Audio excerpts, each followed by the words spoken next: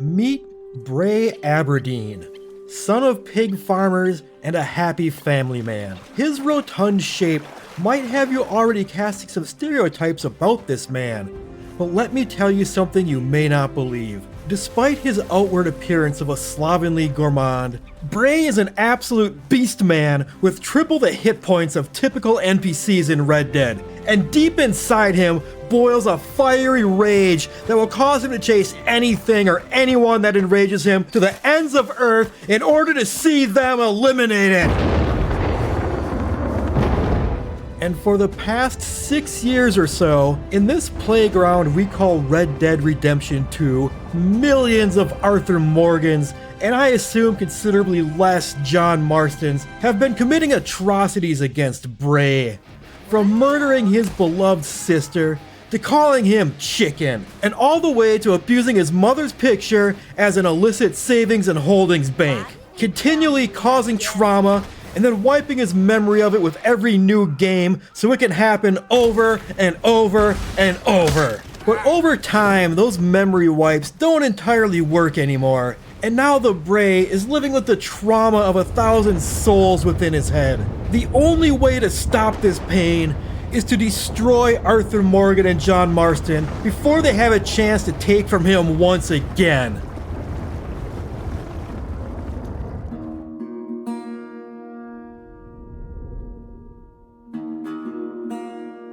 So, 6 months ago, I posted my Aberdeen Marathons video where John taunts Bray into chasing him while completing some silly goals I made up.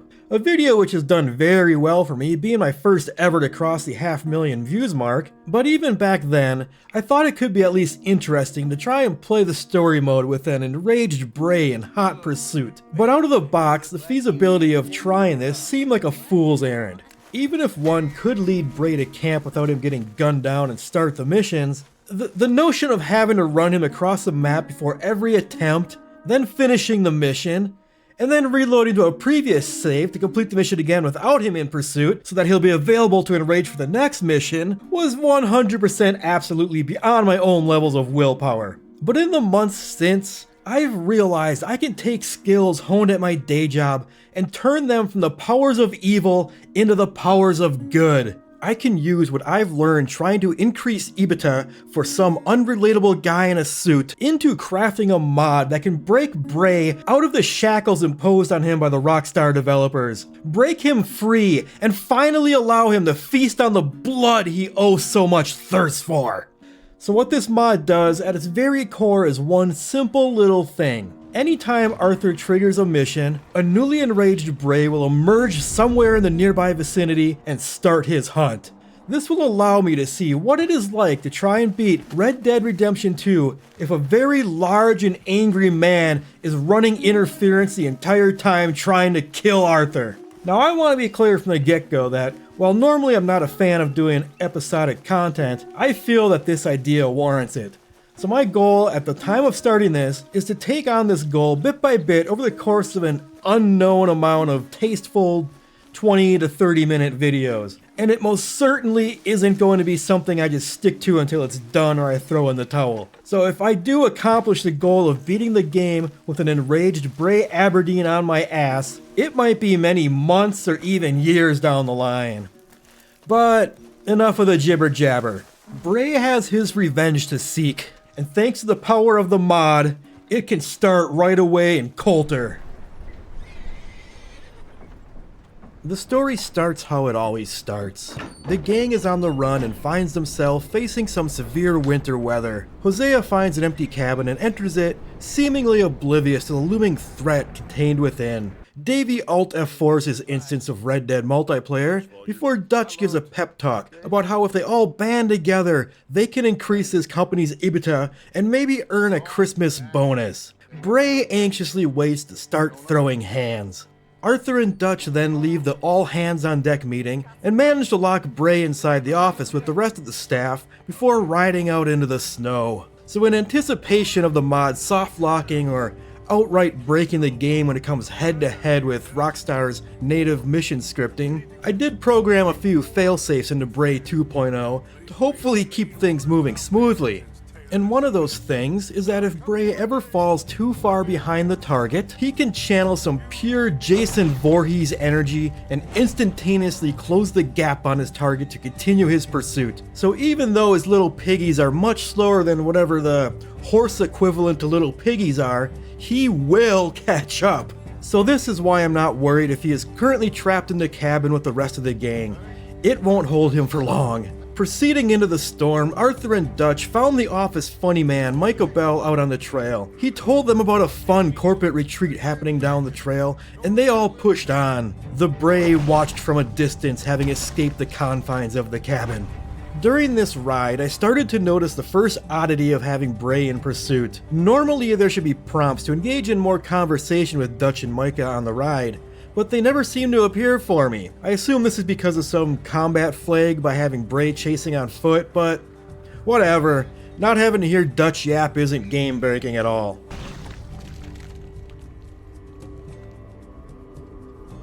The trio reached the cabin and got into position while Dutch gave his sales pitch to the boys from O'Driscoll Tech. Bray caught up and stopped to listen for a moment before taking a hard pass on the talk and started laying into Arthur. Excuse me! Hello? Hello, friend. What you want? I am very sorry to disturb you. My friends and I, well, we got into some trouble up the way. Gonna get it good. You're gonna like what I'm good at.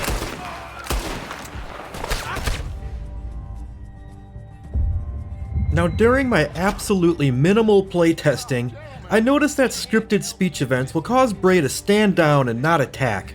Which, honestly, thank God.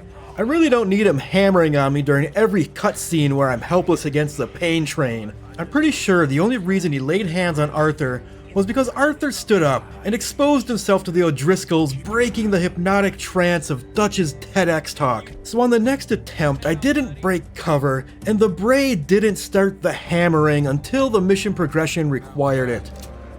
Over there! Window in your skull.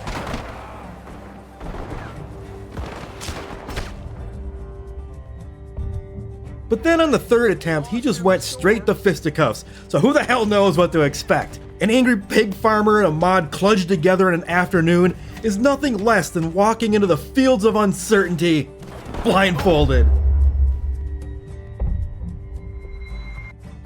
Hello, friend. What you want? I am very sorry to...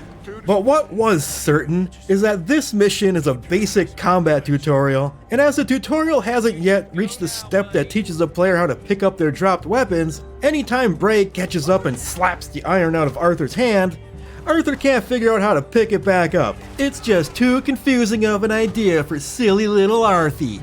Compounding the difficulty here is that this is the first mission of the game. Arthur doesn't yet have any consumables to restore health or whatnot. No healing, and with Bray in constant pursuit trying to knife the shit out of Arthur, means that hiding in cover is not a viable strategy. And since Deadeye also isn't unlocked at this point, trying to shoot that knife out of his hand is a far more difficult task. And it looks like Bray is still packing an entire Mall Ninja's arsenal worth of knives in his overalls. Ugh.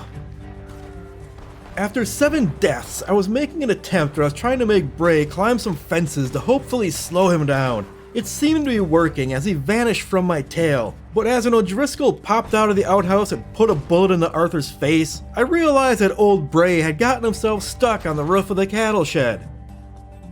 So a quirk of the mod is that it isn't respawning a new Bray on every attempt, so the Bray that was stuck on the roof was still stuck on the roof on respawn. In turn, this made the next attempt essentially a regular old attempt, which to me didn't feel right. So I needed to get Bray off the roof and start over. The horse is closer to the house. And this is a good moment to mention some ideology of this playthrough. My initial idea was to keep things as close to vanilla as possible and go with a Bray only gets 1 life per mission approach that would be similar to if we could just lure him from his house to the start of every mission. But then I asked myself, do I want to do some insane speedrunning-esque torture, or do I want to have fun during my torture? The answer was obvious. I wanted to have fun, damn it. So instead of there being just one Bray per mission, there is actually an infinite amount of Brays in the queue ready to tag in the moment the previous Bray dies. And if you're sitting there thinking that means I can just start shooting the Brays in the head to make space and move on, well... Arthur, let's go search the cabin. All the rage manifested inside of each Bray goes unstable and erupts into a massive explosion moments after departure, meaning that strategy has limited application. But with Bray back down in the snow, I detonated the next Bray in Arthur's face so I could try again.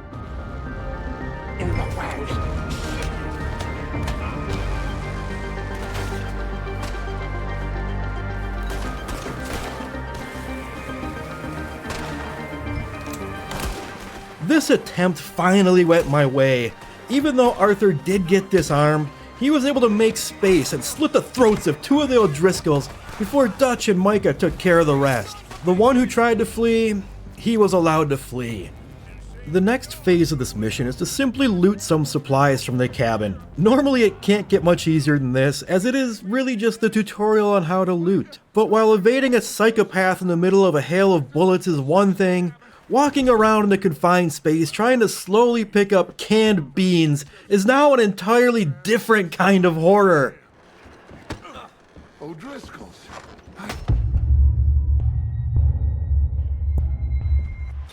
Smells like a... Being unable to grab a single resource while the man was in the cabin with me, I let him out to execute a strategic detonation to buy me some time.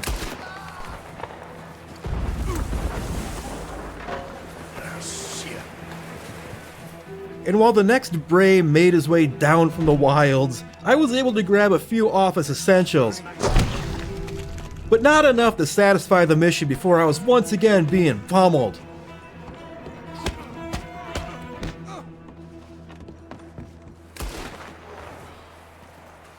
After a second controlled detonation, I was able to grab some more and advance the quest. But Bray was back and I had to abandon much of the cabin's loot. After achieving the looting checkpoint, Arthur was sent on a mission to investigate the barn. Arthur tried to open the barn doors, but got caught in a chokehold. And whatever state the game was in when Arthur got grabbed, left it so I was completely unable to do the usual press F to break free command. And as Bray was trying to restructure Arthur's kidneys from the outside, all I could do was sit and watch. Arthur must have some god-tier kidneys though, because that pummeling went on for an entire minute before Arthur finally succumbed.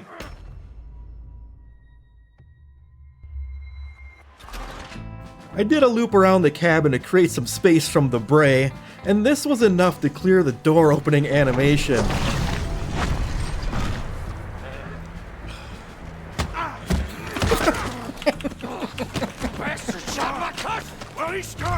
I'm gonna break your neck! The resulting 2v1 was actually, well, it wasn't anything, as Bray again entered a hypnosis at the sound of Dutch's velvety voice, a spell which was broken the moment the O'Driscoll was laid out, leaving Arthur trapped in a little room needing to get through a lengthy interrogation, all while being kicked in the back by a large angry man. This was not pleasant. For starters, the game wasn't permitting Arthur to fight back, so I couldn't even punch Bray until he exploded, giving me some time while the next Bray arrived. But if that wasn't bad enough, if I could get the interrogation started and Bray booted me off the O'Driscoll, Arthur was now in a state where he wasn't even permitted to block, so it ended up being a quick death after that moment if I couldn't evade Bray in this tiny little room. The logical thing to do, I thought, would be to try and lure Bray out into the big, beautiful opening that is this barn door and maybe run around for a spell to gain some distance before interrogating. But this too was futile, as in the entryway has manifested an invisible wall. So the most I could do was helplessly press against it while Dutch just stood there and smoked his cigar as if this was a totally normal day at the office. I've had it!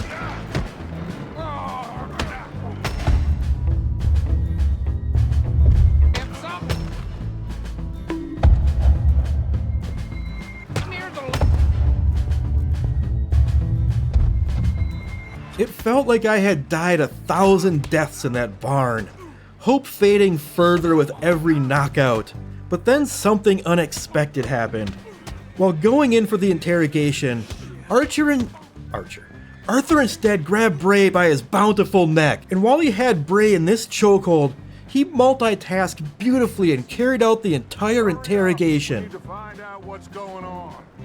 Go on, Arthur. Where's Get it out of him. Driscoll? With the others. At an old mining camp southwest of here. Near the lake. Was this it? Was this how he defeated this stage of the mission? Well, almost. The interrogation finished, and Dutch gave the order to take care of the O'Driscoll. But the problem was that nothing I could do would release Bray from this chokehold, and the man on the ground didn't seem to ever time out and just leave without Arthur's decision. I had successfully soft-locked the game. So once again, when one decides to defile the natural order of nature and use boring and unfair mods, a little soft locking is bound to happen, so I needed to manually invoke one of the failsafes written into Bray 2.0.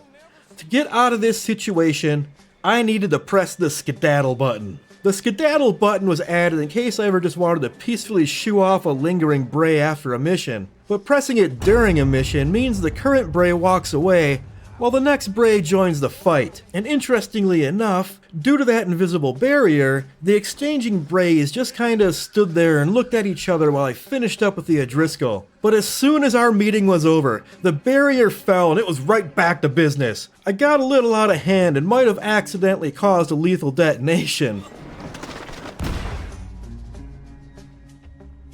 And it seems at this point the next checkpoint isn't reached until Arthur picks up his weapon, so it was back to the beginning. But as the previous Bray perished in the Great Barn Explosion of 1899, a new Bray had to make his way in from the forest.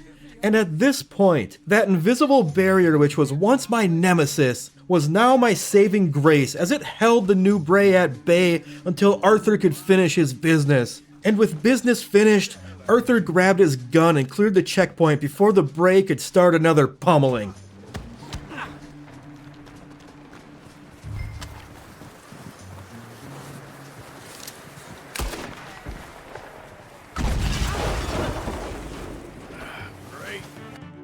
The final goal of this mission is get horse out of barn. Sounds simple, and usually is. Just a few slow prompts to calm the horse, which I guess makes total sense that the horse might be a bit frazzled, having just watched a man get beat to death a dozen or so times inside the safety of his little home, and then lead the horse out of the barn once it is brought back down to earth. But if I've learned anything so far, it is that anything that involves long prompts are going to kinda suck.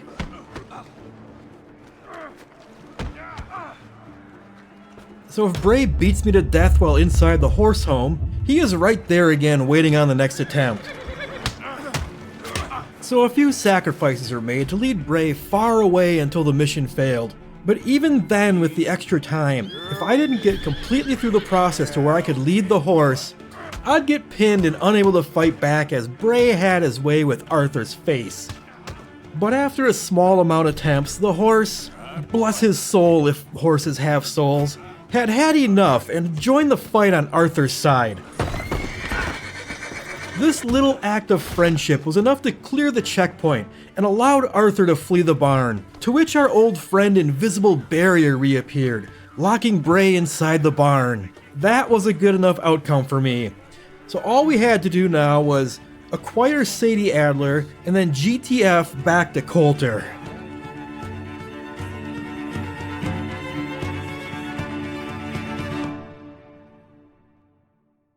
Oh, so that was kind of a wild introduction to this idea, don't you think? That little taste of things to come took nearly an hour of playtime to accomplish, and came at the cost of 31 dead Arthurs and 8 dead Brays. And boy howdy, do we have a long ways to go. But despite the headache of getting past Bray Aberdeen where there should be no Bray Aberdeen, this actually took considerably less time to put together than my last 2 videos, which each took about a month to produce. It only took 2 days from playthrough to script. So this quest can probably serve as some needed filler between some of the more elaborate stories I tell that take forever to produce. And if it starts to get a bit stale after a while, I am totally open to changing the way things behave to alter the experience to help keep it fresh. But we'll see about that as time goes on. I mean, we've only just begun. Feel free to leave any comments with any wild ways to morph this that you think might be interesting. But for now, I'm calling this one right here after the introductory mission. If the next one is available when you're watching this, it'll be on the screen now. Otherwise, here's some other crap I've made in the past. We'll see you in the next one.